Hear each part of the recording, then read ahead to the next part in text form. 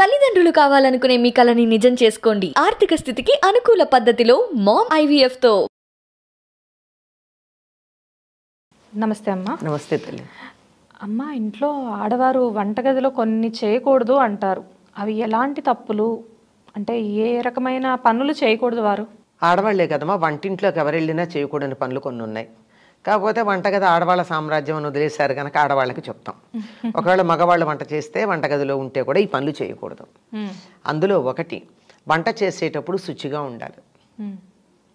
స్నానం చేసినప్పుడు అలా చేసి తిన్నటువంటి ఆహారం తిన్న వాళ్ళకి మానసికమైన బలాన్ని ఇస్తుంది.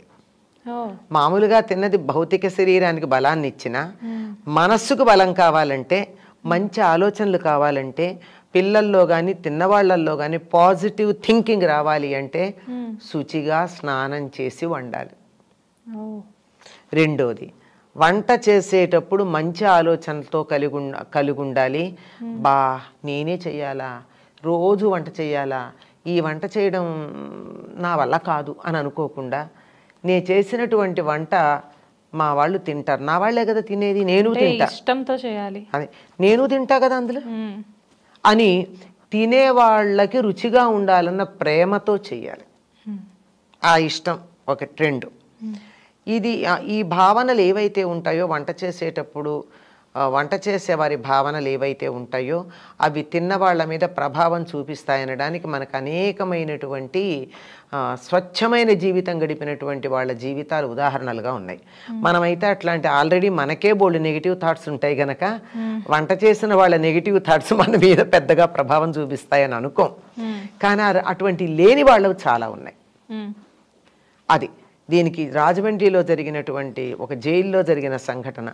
ఒక సత్పురుషుణ్ణి స్వతంత్రోద్యమ సమయంలో చాలామందిని మా వాళ్ళు వీళ్ళని లేకుండా జైల్లో పెట్టారు కదా. అట్లా పెట్టినటువంటి ఆయన ఒకరోజు తల్లిని హత్య చేసినట్టు కల వచ్చింది ఆయనకి. వస్తే ఆ వంటవాడి దగ్గరికి వెళ్ళి ఎవరు వంట చేశారు అని అడిగాడు. అడిగితే ఫలానా అన్న. నువ్వు ఎందుకు జైలుకు వచ్చావని అడిగాడు. మా అమ్మని చంపి వచ్చాను అన్నాడు. అదేమిటి అంటే, నిన్న నువ్వు వంట చేసేటప్పుడు అది తలుచుకున్నావా అని. అవును, నేను వంట చేసేటప్పుడు మా అమ్మ నాకు ఇట్లా వంట చేసి పెట్టేది కదా, నేను ఆవేశంలో చంపాను. తప్పే చేసి ఉండొచ్చు తల్లి, కానీ చంపకుండా ఉండాల్సింది కదా. ఈ భావన నా మనసులోకి వచ్చి నా మనసు కలిచివేసింది వంట చేస్తున్నప్పుడు అన్నాడు. అమ్మా, నిజంగా అంత ప్రభావం ఉంటుందా? అంటే మనం దాన్ని రిసీవ్ చేసుకోవడానికి ఆల్రెడీ మనం ఇక్కడ కొంత పెట్టుకున్నాం కదా, చెత్త అంచేత అది రాదు. ఆయన స్వచ్ఛమైనటువంటి జీవి, అది అంత ప్రభావం ఉంటుంది. ఇది వాస్తవంగా జరిగినటువంటి సంఘటన స్వతంత్రోద్యమ సమయంలో. సరే, ఇంత ప్రభావం ఉంటుంది. వంట చేసేటటువంటి వాళ్ళ ఆలోచనల ప్రభావం తినేవాళ్ళ మీద ఉంది.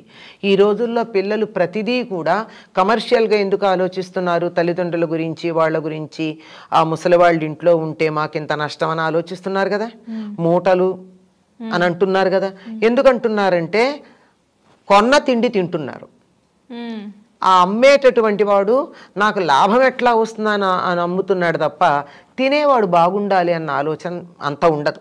అవును, అలాంటి తిండి పుట్టినప్పటి నుంచి తింటూ ఉన్నాక కమర్షియల్ అవుట్లుక్ తప్ప ప్రేమాభిమానాలు ఎలా ఉంటాయి మనుషుల్లో? అంటే పిల్లలు నన్ను వృద్ధాప్యంలో బాగా చూడాలి అంటే వంట చేసేటప్పుడు చక్కగా ప్రేమగా చెయ్యాలి, తినేవాళ్ళ మీద ఇష్టంతో చెయ్యాలి, వాళ్ళకి నచ్చే విధంగా చేయాలి. ఒకళ్ళు అడిగారు, పులిహార మేము ఇంట్లో ఎంత బాగా చేసుకున్నారా? రాదండి, ఎంత జాగ్రత్తగా చేసినా. గుళ్ళో వాళ్ళు రుచి చూడకుండా చేస్తారు కదా, పులిహార బాగుంటుంది అని. ఎందుకు బాగుంటుందంటే దేవుడి మీద భక్తితో చేస్తారు వాళ్ళు. ఆ తర్వాత నివేదన చేస్తారు కనుక అందులో దేవుడి యొక్క అనుగ్రహం పడింది, అందువల్ల రుచిగా ఉంటుంది. అందులో వాడిన బియ్యం వల్ల, చింతపండు వల్ల, ఉప్పు వల్ల కాదు దానికి వచ్చిన రుచి. ప్రేమతో వంట చేస్తే వంట రుచి కూడా మారిపోతుంది. ఆ తర్వాత గుళ్ళో అయితే దేవుడి అనుగ్రహం కూడా ఉంటుంది. అలాంటిది మన పిల్లలకు కావాలంటే వండిది దేవుడికి నైవేద్యం పెట్టి పెట్టండి. మరి అట్లాంటప్పుడు స్నానం చేయకుండా చేయలేం కదా. స్నానం చేసే వంట చేయాలి అన్నదానికి ఒక లెక్క కూడా ఉంది. ఎందుకంటే రాత్రిపూట మన శరీరంలో నుండి వ్యర్థాలు చాలా బయటకు వస్తాయి, అందరికీ తెలిసిన సంగతే అది.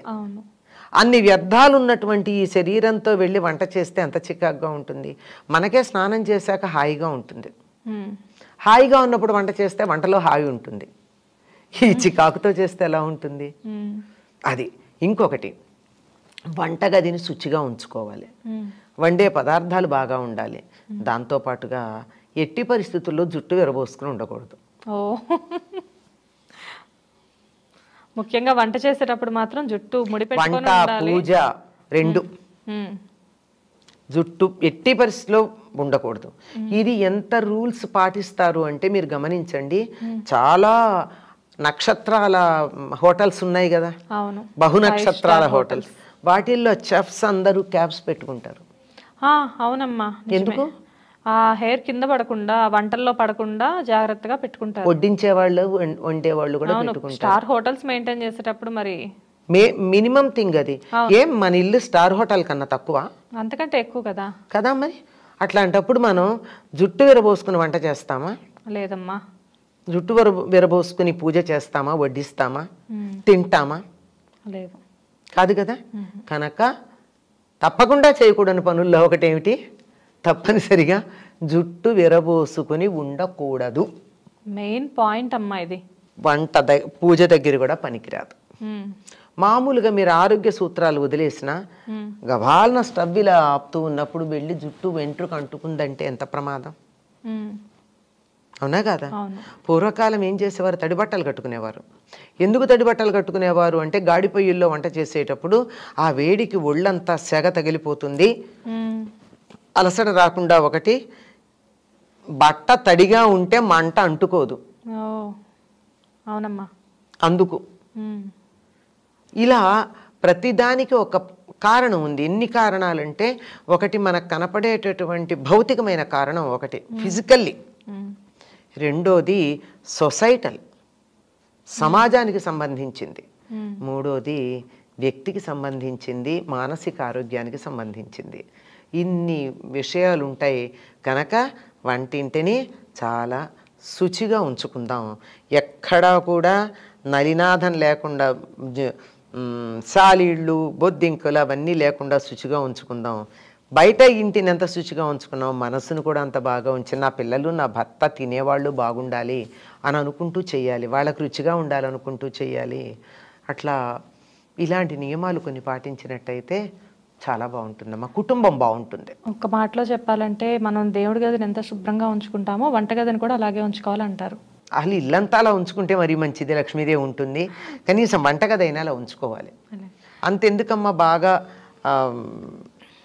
ఆడవాళ్ళకైతే పెద్ద జుట్టు అనుకోండి, మగవాళ్ళన్నా ఇట్లా అనుకున్నారనుకోండి, మనకి తెలియదు, ఆ ఒక్క వెంట్రుక కదులుతుంది, గాలి వేయగానే కింద పడుతుంది. అవునమ్మా, అది భోజనంలో పడుతుంది. పూర్వకాలం భోజనం చేసేటప్పుడు వెంట్రుక వచ్చిందంటే అన్నం తగ్గించి లేచి వెళ్ళిపోయేవారు, తినేవాళ్ళు కాదు. అవునమ్మా, విన్నాను ఈ మాట నేను కూడా. తినేవాళ్ళు కాదు. మరి అంత దోషభూయిష్టమైంది.